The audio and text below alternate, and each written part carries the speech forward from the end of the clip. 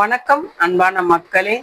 பாவம் எப்பொழுதும் நம்மை தீய செயலில் செய்ய வைக்கவும், தீய பாதையில் போக வைக்கவும், நாமே எப்படி விழுங்கலாம் என்று யோசித்து கொண்டே இருக்கும்.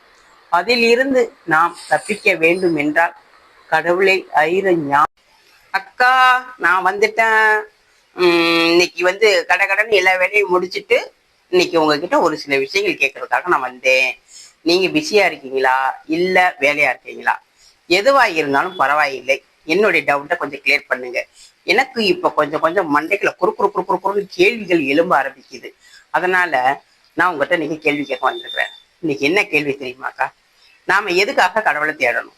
நமக்கு எதுக்கு கடவுள் சொல்லுங்க?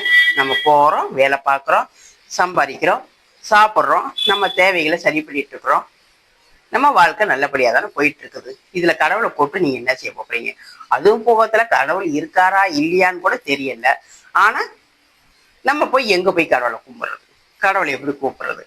நம்ம தேவையில நம்ம சந்திக்கும் போது நமக்கு எதுக்கு கடவுள்? நீங்களே சொல்லுங்க. இதுக்கு எனக்கு விளக்கம் சொல்லுங்க. அதுக்கப்புறம் இன்னும் 2 கேள்விகள் இருக்கு, அதை நான் கேட்கிறேன். சரியாக்கா? பரவாயில்லையே, ரொம்ப அழகா பேசுறியே. கேள்வி கேட்கணுன்ற ஞானம் உனக்கு வந்திருக்கு பாத்தியா? அப்ப நீ அறிவாளிதான் போ. கேள்வி கேட்கறது தான் ஞானம் பிறக்கும். கேள்வி பதில் கிடைக்கும், பதிலில் ஞானம் பிறக்கும். ஓகேவா?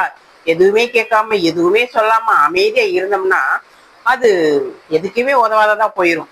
நீ கூட கேள்வி கேட்கணும்னு கேள்விக்கு வந்துட்ட. Very good. இனிமேட்டுக்கு தினமும் நீ என்கிட்ட ஒவ்வொரு கேள்வி கேட்கிற, நான் உனக்கு எல்லா வகையிலையும் விளக்கமா பதில் சொல்றேன்.